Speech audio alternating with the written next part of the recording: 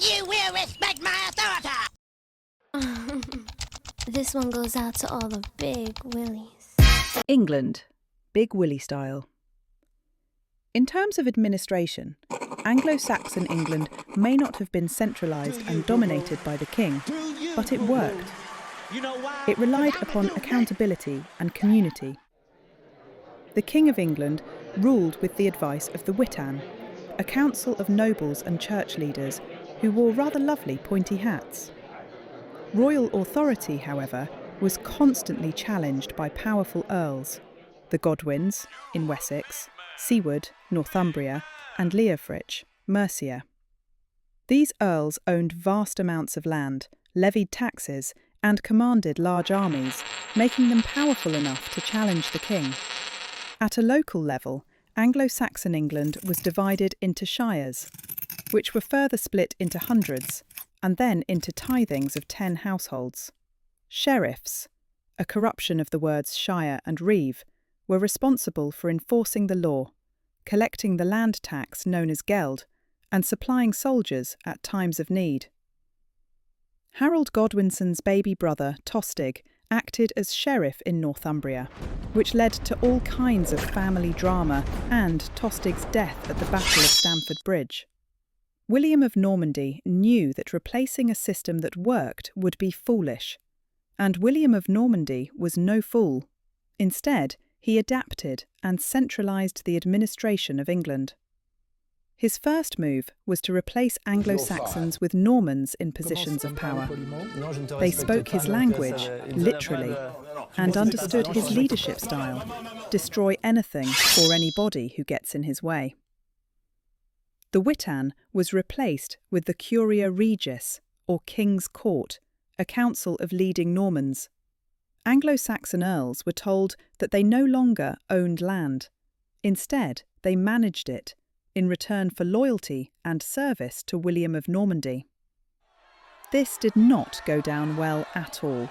Rebellions broke out, proving the new king's point about Anglo-Saxon earls being too powerful. These were suppressed, and the last Anglo-Saxon earl, Waltheof, son of Siward, was executed in 1076. Local government was also brought into line. William of Normandy removed Anglo-Saxon sheriffs and replaced them with loyal Normans, such as Hugh d'Avranches and William Fitzosborne. These super sheriffs became powerful officials, directly responsible to the king. They collected revenue, enforced law and order, and controlled castles. Castles themselves became a new feature of local administration. The Tower of London is an example of a Norman stronghold that acted not only as a base for Norman soldiers, but also as a centre for Norman local control. Here comes the money!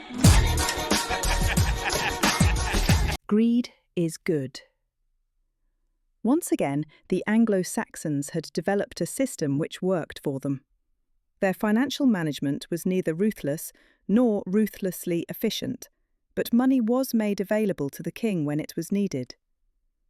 Anglo-Saxon kings raised money mainly through the Danegeld, a land tax, first used in the late 10th century to pay off Viking raiders. It was usually 2 shillings per hide and was collected intermittently. Sheriffs gathered the geld and recorded payments in the shire courts. More royal income came from fines for crimes and tolls paid by traders at local markets. William of Normandy once again took a system that worked and streamlined it. The Danegeld was still raised, but at a higher rate.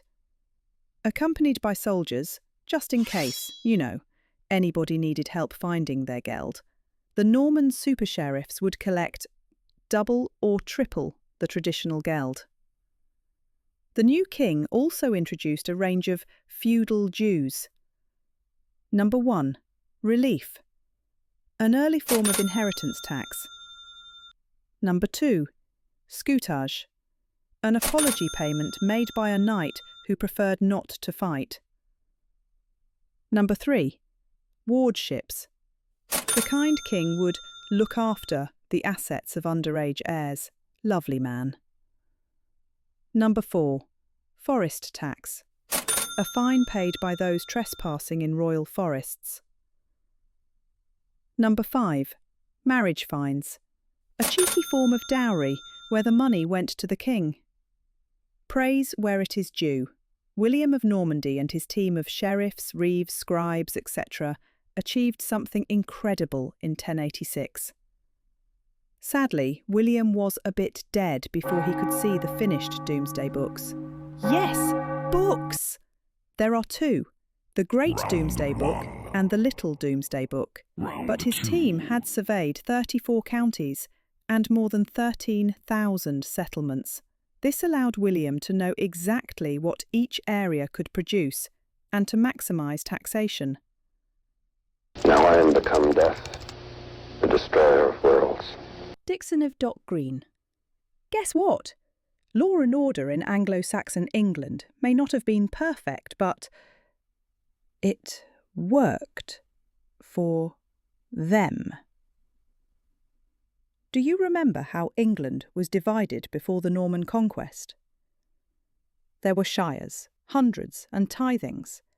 A tithing consisted of 10 households.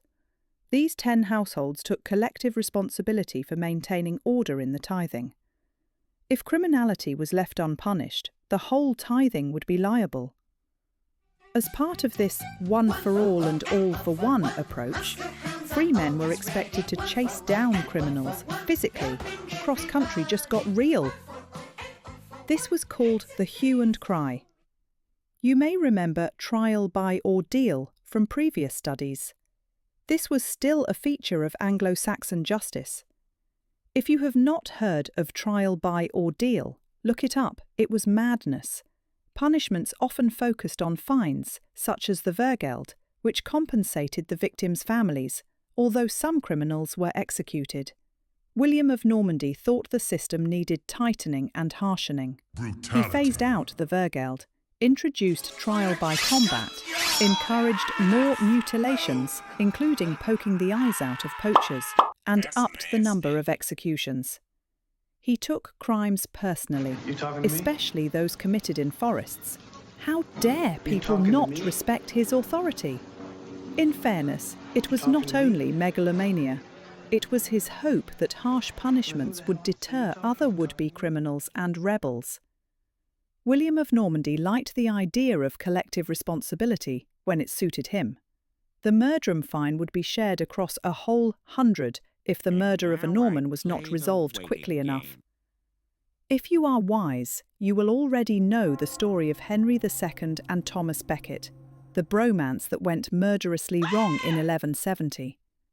The main issue between the two men was the administration of justice in England.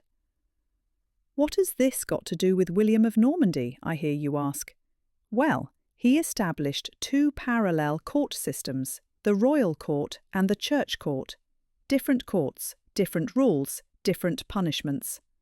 Not a great recipe for consistency and control in a kingdom, as his great-grandson would find out. Thank you so much for making it this far.